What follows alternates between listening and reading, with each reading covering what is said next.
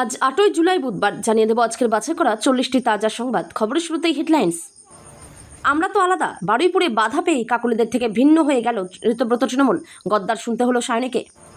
বারুইপুর কাণ্ডে তোলপাড়, মন্ত্রী দিলীপ ঘোষের বিস্ফোরক মন্তব্যে অস্বস্তিতে প্রশাসন। নেশার থেকে অকথ্য নির্যাতন, তারপর মেয়েটির গলায় পা তুলে নৃশংস আঘাত, বারুইপুর বর্বরতার হারহিম টাইমলাইন। এবার ডিমবর্ষণ হলো সিপিএমের উপরে, একের পর এক এসে পড়ল মীনাক্ষীর গাড়িতে উত্তেজনা শীতলকুচিতে। গণপিটুনিতে যার মৃত্যু হয়েছে উনি ইনোসেন্ট, পুলিশ বলেছে আমার কথা নয় শুভেন্দু। সিসিটিভি ক্যামেরা চেক করে আসুন, পুলিশের সামনেই সাফাই অভিযুক্তের। বারুইপুর কাণ্ডে বিস্ফোরক এক্সক্লুসিভ ভিডিও। চীন পাকিস্তানকে ধুলোয় মিশিয়ে দিতে বিশ্বের সবচেয়ে বড় মুসলিম প্রধান দেশের সঙ্গে ঐতিহাসিক ব্রহ্মস চুক্তি মোদির। বাবা ও স্ত্রীর শেরযাত্রায় কেন অনুপস্থিত মোতজবা? গুঞ্জনের মধ্যেই অন্যরকম উদ্বেগ, মার্কিনী হামলায় মোস্তবা কি সে কি? এবার শুভেন্দু সরকারের সাফল্য তুলে ধরলেন তৃণমূলের অভিষেক। 15 পয়েন্টে কি উল্লেখ, জোর শোরগোল। ফাঁস হয়ে গেল সেই ফোন কল, এবার প্রিয় বন্ধু ইসরায়েলের হাত ছেড়ে দিচ্ছে আমেরিকা। এই এক ঘটনাতেই তোলপাড় বিশ্ব। বছরে অন্তত 150টা ছুটি, বাংলায় 7ম বেতন কমিশন চালু হলেই ফিরবে সোনার যুগ। কি সুবিধা পাবেন জেনে নিন। বুধবার মিছিল করতে পারবে তৃণমূল, লোকসংখ্যা সময়সীমা রুট বেঁধে অনুমতি দিল হাইকোর্ট। নেতা মন্ত্রী যেই হন, কারো কথা চলবে না। হঠাৎ কার উপর রেগে অগ্নিশর্মা শ্রমিক ভট্টাচার্য। তুলসীর মালা চন্দনের তিলক পরে স্কুলে আসায় অপমান, একাদশ শ্রেণীর ছাত্রীকে হোয়াটসঅ্যাপে টিসি প্রধান শিক্ষিকার। ছড়িয়ে আছে দেহ, শিশুদের কামড়াচ্ছে ইঁদুর, আক্রমণ করছে বেজি, জল নেই, শৌচালয় নেই, যেন আস্ত নরক। শেষে এই দিন দেখতে হলো কেষ্টকে, অনুব্রতর পার্টি অফিসের তালা ঝুলালো বিজেপি। 72 ঘন্টার ডেডলাইন, এক সপ্তাহের চ্যালেঞ্জ। বারুইপুর কাণ্ডে রুদ্রমূর্তি মুখ্যমন্ত্রী শুভেন্দুর, বললেন সবাই ভুগবে। হাতে আর 3 দিন। অন্নপূর্ণা ভান্ডারের ভেরিফিকেশনের ফোন এসেছে তো আপনাদের কাছে? না হলে কিন্তু আটকে যাবে টাকা। নরেন্দ্রপুর থেকে বাবা ও নাবালক ছেলেকে অপহরণ, মুক্তিপণ চেয়ে ফোন বাড়িতে, শেষে বিজেপির কার্যালয় থেকে উদ্ধার, গ্রেপ্তার 3। বারুইপুরের ঘটনায় অনেকে অভিযোগ করছেন বিজেপি নেতার বিরুদ্ধে, কিন্তু আসল ঘটনা কি? দ্রুত গরম হচ্ছে প্রশান্ত মহাসাগর। এই বর্ষাতেই ভারতে বড় বিপদ, প্রকৃতি দেখাবে চূড়ান্ত কিছু। জুলাইয়ের বড় সংখ্যা। বাঘে কামড়ালেও শরীর এতটা ক্ষতবিক্ষত হয় না। বারুইপুরে নাবালিকা খুনে প্রত্যক্ষদর্শীর বয়ানে শিউরে উঠছে বাংলা। ফের ভয়ঙ্কর ধ্বংসলীলা প্রকৃতির, ভয়াবহ ধসে চাপা পড়লেন শ্রমিকেরা। মৃতদেহের উপর দিয়ে হু হু করে বইছে কাদা জল। এতদিন ভুল বুঝে আসছিলাম, অন্নপূর্ণার বিষয় উঠতেই যা বললেন আলেকা বেগম, রেণু খাতুনরা। রাম মন্দির কাণ্ড, প্রণামীর 3264 কোটির কোথায় কত খরচ? চুরি বিতর্কের মধ্যে তথ্য প্রকাশ মন্দির ট্রাস্টের, সিটের নজরে 124 কোটি। কি লুকোতে রাতারাতি পুঁতে দেওয়া হয়েছিল সেবাশ্রয়ের ওষুধ? অভিষেককে ঘিরে বিস্ফোরক অভিযোগ। নন্দীগ্রাম উপনির্বাচনে বিজেপির প্রার্থীর নাম ঘোষণা, কে? পোস্টার পড়তেই হইচই, দলের স্পষ্ট বক্তব্য। লাল বিপদের প্রতীক, নীল সাদা চুরির, এবার থেকে নতুন সরকারি বাসের রং হবে গেরুয়া, ঘোষণা পরিবহন মন্ত্রীর। বিজেপির দরজা বন্ধ, তাই হিন্দুত্ববাদী সংগঠনের নাম লেখানোর হিড়িক তৃণমূলীদের। চাকরি দেওয়ার নামে প্রতারণা থেকে তোলাবাজির অভিযোগ, কাথির তৃণমূল নেতা আমিন হোসেন সোহেল গ্রেপ্তার। আমাকে খুনের চেষ্টা হচ্ছে, কলকাতা হাইকোর্টে জানালেন অরূপ। প্রাক্তন মন্ত্রীর অভিযোগ শুনে কি বলল আদালত? মঙ্গলবারে এক লাফে অনেকটা কমলো সোনার দাম। আজ 22-24 ক্যারেট সোনা দেশের কোথায় কত দামে বিক্রি হচ্ছে জেনে নিন। 2000 টাকা দিলেই হাতে গরম নতুন আধার কার্ড। মোবাইল মেরামতির আড়ালে রমরমা ব্যবসার পর্দাফাঁস। এতক্ষণ শুনছিলেন সংবাদ শিরোনাম, এবার শুনবেন বিস্তারিত খবর। মঙ্গলবার মুখ্যমন্ত্রী শুভেন্দু অধিকারী বারুইপুরের নির্যাতিতার বাড়ির যাবেন। তার আগে শাসক বিরোধী রাজনৈতিক দলের নেতানেত্রীদের ভিড় 12 বছরের মৃত কিশোরীর বাড়িতে। বিক্ষোভের মুখও পড়লেন কেউ। সোমবার বারুইপুরে গিয়েছিলেন কালীঘাট তৃণমূলের প্রতিনিধিরা। মঙ্গলবার ধর্ষিত এবং খুন হওয়া 12 বছরের কিশোরীর পরিবারের সঙ্গে দেখা করতে গিয়ে খানিক বিক্ষোভের মধ্যে পড়লেন ঋতব্রত তৃণমূলের সদস্যরা। জনতার কটাক্ষ শুনতে হলেও ঘটনার 3 দিন পর দেখা করতে যাওয়া স্থানীয় সাংসদ সায়নী ঘোষকেও, যদিও শেষমেশ সকলেই মৃতার বাবা মায়ের সঙ্গে সাক্ষাৎ করেছেন। বারুইপুর কাণ্ডকে কেন্দ্র করে রাজ্য রাজনীতিতে চরম উত্তেজনা। ইতিমধ্যেই এই ঘটনায় মূল অভিযুক্ত সহ মোট 3 জনকে গ্রেপ্তার করেছে পুলিশ। ঘটনাটি নিয়ে যেমন একদিকে প্রশাসনের কঠোর অবস্থানের কথা শোনা যাচ্ছে, তেমনই রাজনৈতিক মহলের বাগবিতণ্ডায় নতুন মাত্রা যোগ করেছেন মন্ত্রী দিলীপ ঘোষ।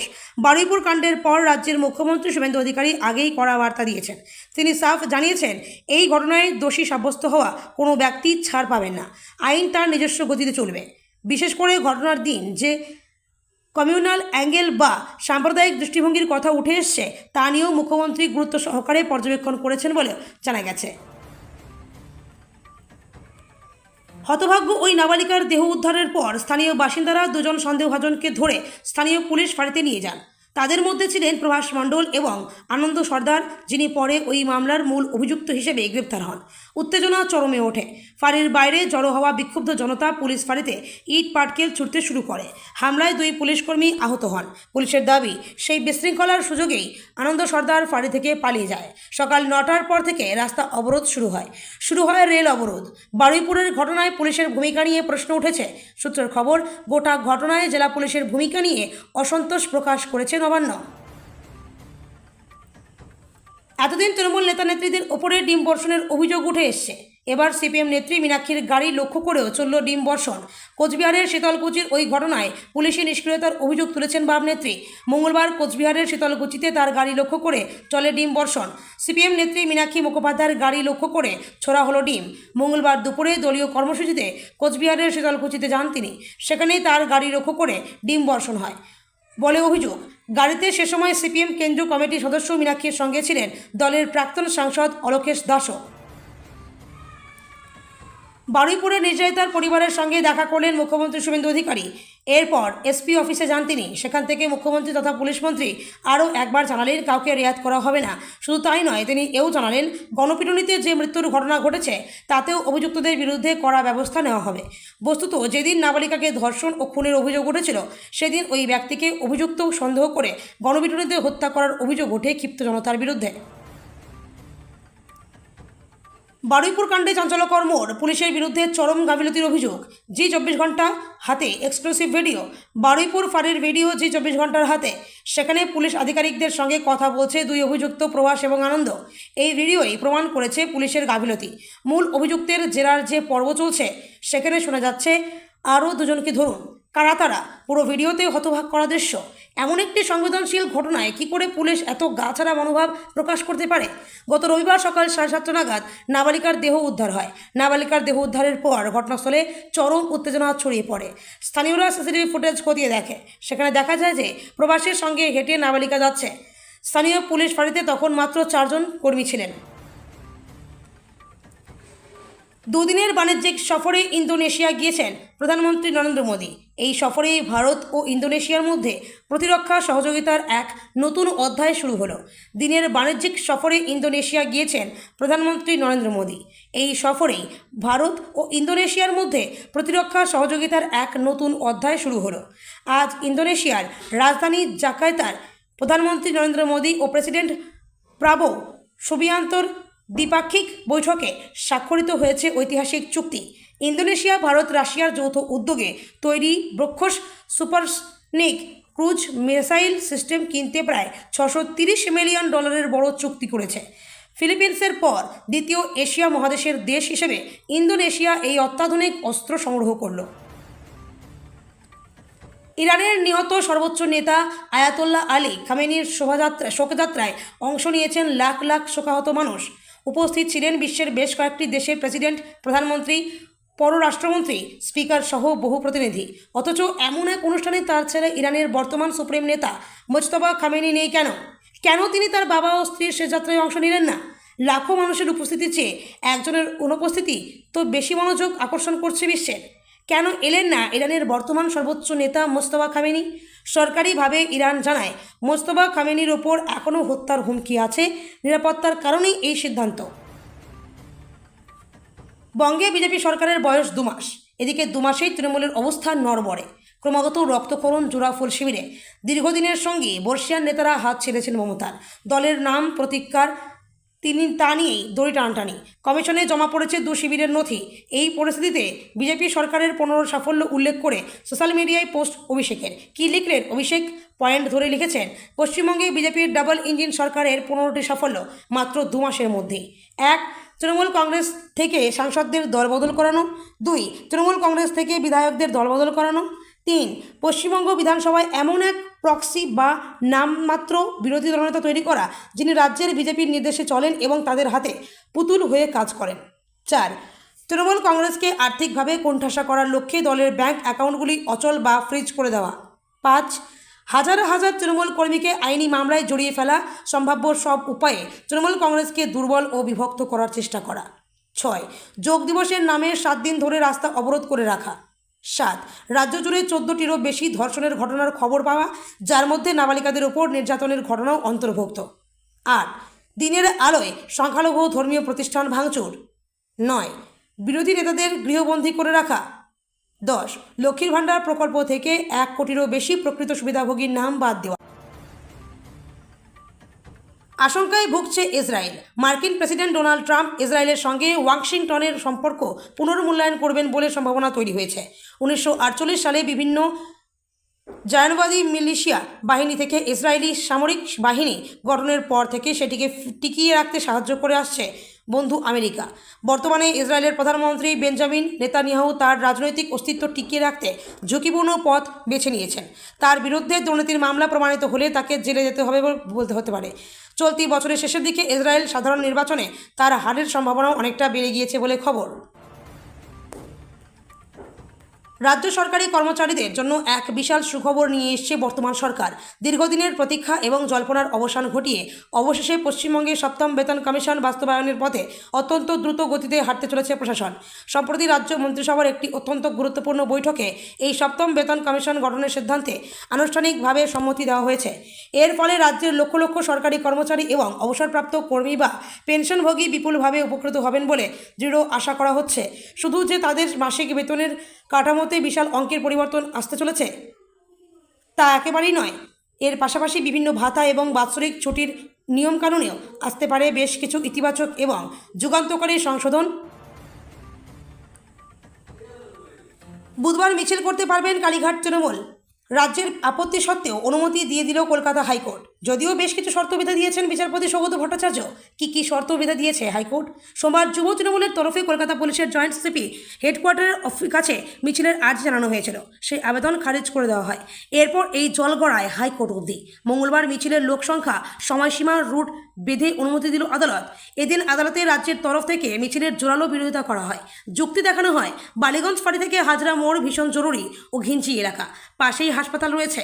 মিছিলের ইস্যু চিঠিতে পরিষ্কার করা নয়। এছাড়া নিয়ম বলছে 15 দিন আগে কলকাতা পুলিশের পোর্টালে আবেদন করতে হয়। কাজের দিন দুপুর অথবা বিকেলে মিছিল করা হলে সাধারণ মানুষ ভোগান্তির মুখে পড়বে।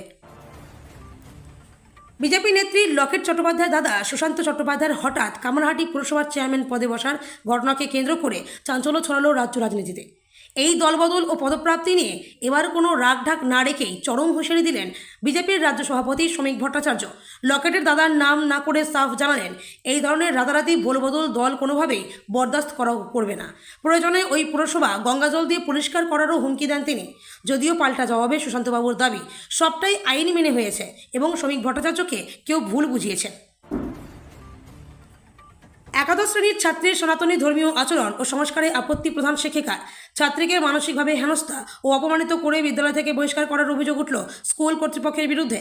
ঘটনাটি পুরুলিয়ার পাড়া গার্লস হাই স্কুলের। এই ঘটনায় ব্যাপক চাঞ্চল্য ছড়িয়েছে এলাকায়। বিদ্যালয়ে একাদশ শ্রেণীর পাঠরত সুমনা মাঝি, অনুপমা বাউরি তাদের গলায় তুলসীর মালা ধারণ করে ও কপালে চন্দনের তিলক লাগিয়ে বিদ্যালয়ে আসায় আপত্তি করেন শিক্ষিকারা। অভিযোগ, তারপরই ওই ছাত্রীর গলায় তুলসীর মালা ও কপালে চন্দনের তিলক পরে বিদ্যালয়ে আসায় তাদেরকে অপমান করেন প্রধান শিক্ষিকা ও অন্যান্য শিক্ষিকারা। বিষয়টি অভিভাবক মহল অবধি গড়ায়। মার্কিন যুক্তরাষ্ট্র ও ইরান তাদের সাময়িক যুদ্ধবিরতিতে দীর্ঘস্থায়ী শান্তিতে রূপ নেওয়ার চেষ্টা করেছে বলে খবর। তবে গাজল স্থানীয় বাসিন্দাদের মত আলাদা। তাদের অনেকেরই আক্ষেপ, তারা এমন এক মার্কিন সমর্থিত সমঝোতার ধ্বংসাবশেষের মধ্যে বাস করছেন, যেটিকে তারা আরেকটি ব্যর্থ ও অকার্যকর চুক্তি ছাড়া আর কিছু মনে করতে পারছেন না। যুদ্ধ শুরুর পর থেকে ইসরায়েল বিদেশি সাংবাদিকদের স্বাধীনতা গজায় প্রবেশ করতে সেখানকার পরিস্থিতি নিয়ে প্রতিবেদন তৈরির সুযোগই দেয়নি। কেন দেয়নি? তবে কি পরিস্থিতি ক্রমশ আরও খারাপ হচ্ছে? বীরভূমের রাজনীতির একদা বেতাজ বাদশা অনুব্রত মণ্ডলের গড় বোলপুরে ঘটে গেল এক নজিরবিহীন ও চরম নাটকীয় ঘটনা। রাজ্যে বিজেপি সরকার ক্ষমতায় আসার পর থেকেই বীরভূমের সেই বিখ্যাত তৃণমূল দলীয় কার্যালয়ে নিয়মিত বসছিলেন কেষ্ট। কিন্তু মঙ্গলবার সাত সকালে সেই অফিসে সোজা গিয়ে তালা ঝুলিয়ে দিলেন বিজেপি যুব মোর্চার ক্ষুব্ধ নেতাকর্মীরা। কার্যালয়ের গেটে বড় তালা মেরে দিয়ে তার সামনে চলল বিজেপির হাই ভোল্টেজ বিক্ষোভ। অনুব্রতর ডেরায় ঢুকে বিজেপির এই তালা মারা অভিযানকে কেন্দ্র করে নতুন করে অগ্নিগর্ভ হয়ে উঠেছে শান্তিনিকেতনের চত্বর। বারুইপুরে নাবালিকা গণধর্ষণ ও খুনের ঘটনায় এবার সরাসরি ময়দানে নেমে অত্যন্ত কড়া ব্যবস্থার হুঁশিয়ারি দিলেন মুখ্যমন্ত্রী শুভেন্দু অধিকারী। মঙ্গলবার বারুইপুর পুলিশ সুপারের অফিসে নির্যাতিতা নাবালিকার পরিবারের সঙ্গে দেখা করার পর সাংবাদিকদের মুখোমুখি হয়ে তিনি স্পষ্ট জানান, আগামী এক সপ্তাহের মধ্যে সরকারের কঠোর পদক্ষেপ রাজ্যবাসী নিজের চোখে দেখতে পাবেন। একই সঙ্গে ঘটনার পর গত রবিবার এলাকায় যে অশান্তি ছড়ানো হয়েছিল, পুলিশের গাড়ি ভাঙচুর এবং গণপিটুনিতে এক নিরীহ যুবকের মৃত্যুর ঘটনাতেও রাজনৈতিক ইন্ধন ছিল বলে দাবি করা হয়েছে, হুঁশিয়ারি দিয়েছেন মুখ্যমন্ত্রী। রাজ্য সরকারের অন্যতম জনপ্রিয় ও চর্চিত সামাজিক উদ্যোগ অন্নপূর্ণা যোজনার সুবিধা পাওয়া নিয়ে বিগত বেশ কয়েকদিন ধরে সাধারণ মানুষের মধ্যে এক তীব্র আলোড়ন সৃষ্টি হয়েছে।